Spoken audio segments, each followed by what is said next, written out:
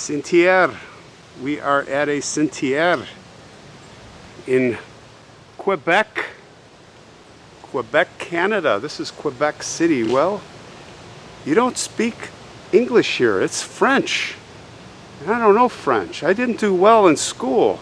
I have to tell you, when I was in grade school, 8th grade, 1969, all I can remember from the sound booth and the headphones memorization was Harcourt, Brace, and World Incorporated. And that's all I got out of it. But anyway, we're here, and we are going to walk the cemetery, this cimetière. So why I'd say all that is, pardon my French. I might get in trouble a little bit here with pronunciations. But with that, let's enter this amazing cemetery. And we are in. We are in. Let's look around. Got to give a shout out here in Quebec City to one of our viewers, Wendy Bickford, who suggested this spooky story. It's actually a very sad story of a witch, but they say she was a witch. So yeah, we are at the Cimetière Mont Marie de Lauzon, and we're going to be talking about Marie, a Marie here. Yes, her name was Marie Josette Corriveau, and she got in some trouble here in Quebec. We're going back to the 1700s, guys. The 1700s. Yeah. French territory then, till the English moved in. Now I'm going to tell you right off, her grave was unmarked. She was buried here. She was excavated in the mid-1800s. But no one knows, or no one will say where she's buried, and that's okay. She was born here, 1733, near here. At the time, this was a French colony, France Nouveau. Her father, Joseph Corriveau, mother Marie Françoise Wendic, died early. And out of 10 children, Marie was the only one to survive to adulthood. Frontier living was pretty tough. Pioneers, French. Marie married very young. She was only 16. Her husband, a handsome farmer named Charles Bouchard. It was a good marriage. It was a good marriage. They had 2 daughters and 1 son. But sadly, 11 years later, he would die, 1760. And now, the following year, Marie was about 28. She remarried. His name was Louis Etienne Dodier. Now, this second marriage was not a happy marriage. Louis was not a good guy. He was rather abusive, probably, but it was not a good marriage. It was very bad. And Marie's father, Joseph, he did not like Louis, and they kind of ganged up on him, it was said. But all of a sudden, one day, Louis got his head kicked in by a horse, and he died. And, well, that was that, right? But there were some whispers. There were some whispers going around that maybe there was more to it. Marie was not grieving, and understandably under the circumstances, but still people were talking. Dark rumors began to circulate. Well, it might, as I said, have died right then and there, but the year was 1763. 1763 was the year that the British threw the French out of here, well, the French government, I should say. The British took possession here of France's North American territories. And although they had effectively been ruling the area for a few years, they renamed Quebec. They were eager to make an impression on the local colonists as a force for order, an illustration. So they decided to hold an inquiry into the death of Louis.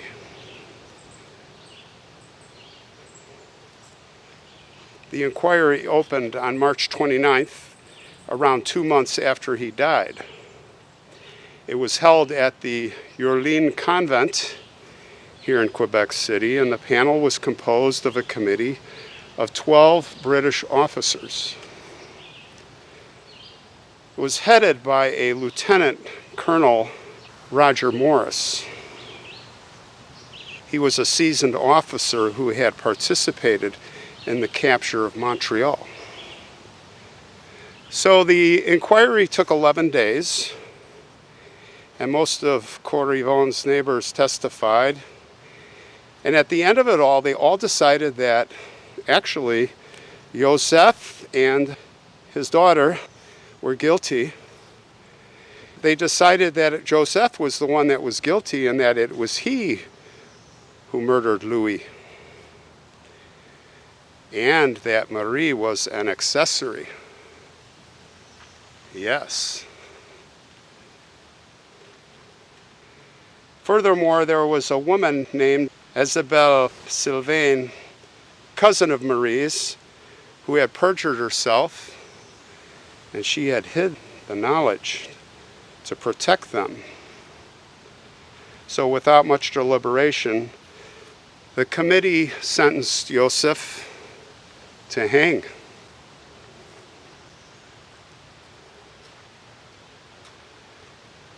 They also decided that Marie and her cousin should be whipped and branded.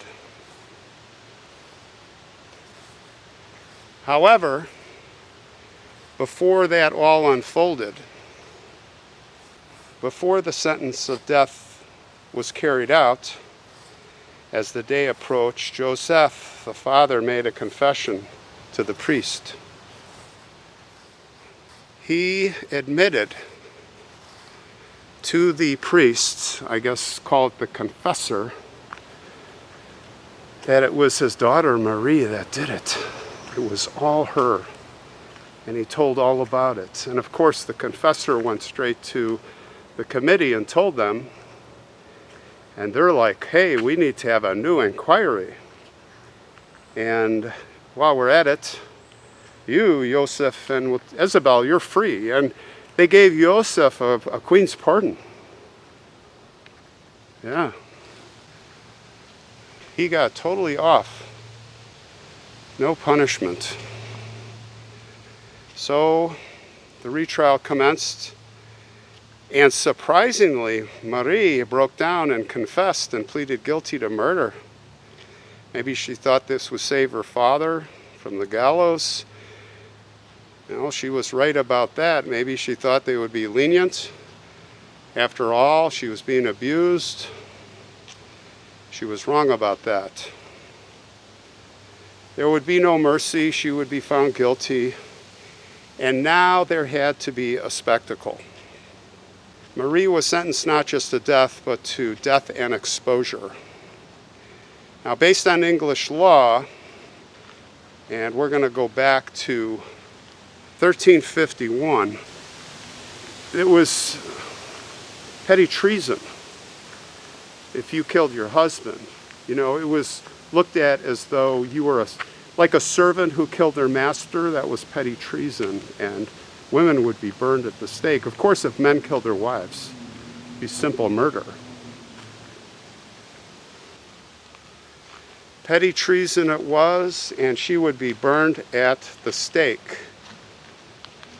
But interestingly, because now this was not 1300s, this was 1700s, and we're a much more sophisticated society now.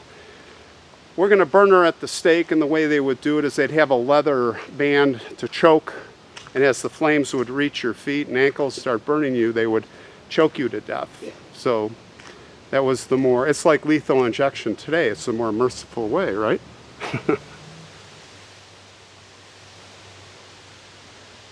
Well, Lieutenant Morris stepped in, the head of the committee, and he ordered that she just be hanged.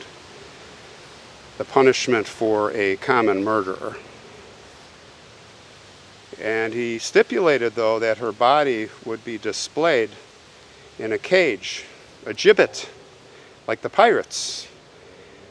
She would be hanged, and that gibbet would be placed at a crossroads as a warning, as a reminder of the rule of the English here in Quebec.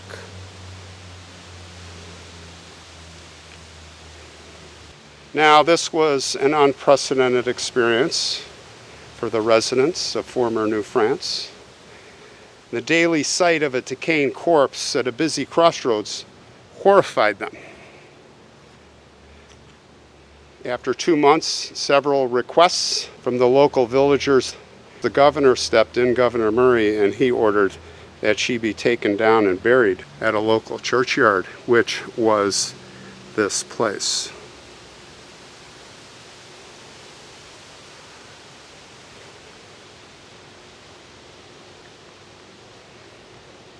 And she was buried. Her decayed corpse was buried with the gibbet, the whole contraption, buried underground. Her spot was kept a secret. Now, Marie started to become a legend because the story was talked about and it was inflated and exaggerated and expanded. Now she was a witch, and like all witches, she vowed that the grave would not hold her and her corpse would not rest easy in the cage from the crossroads. Now they decided to dig her up. It was 1849, and the cage was dug up here. The gibbet. Where did it go? Well, it was placed in a church cellar, and then it soon disappeared. It was stolen, so the story goes. And then it was sold to P.T. Barnum for his Museum of Oddities. The cage was exhibited at Montreal and New York, the interest of the tales of Marie Corriveau. But it's later said the cage exhibited at the Barnum's Boston Museum with a placard reading from Quebec was all nonsense. He never had a museum in Boston, and no such exhibit could have been verified. Then it was said to have been lost again in the fire, and then in 2011, the Historical Society here found it. Where? Salem, Massachusetts. Right. The witches, right? It was on display at the Peabody Essex Museum. And they had the cage in the back room, and they loaned it to the city here, near here, to the south for 2 years. And what happened was they would end up bequeathing it, which is really cool, back to Quebec City. And here that cage is today in a museum here in Quebec City. The cage was only like a sad, petite, 5 feet. And it just tells you how small and frail she was.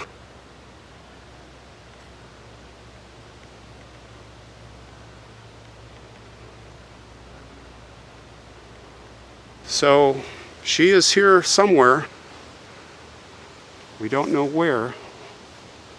But in these grounds, they probably took the cage and Probably left her bones. Nobody knows where.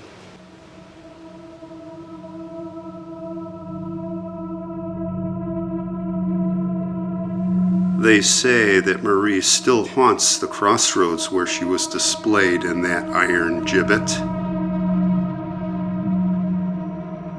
She has jumped onto the backs of many lone travelers yelling, "Take me across the river!"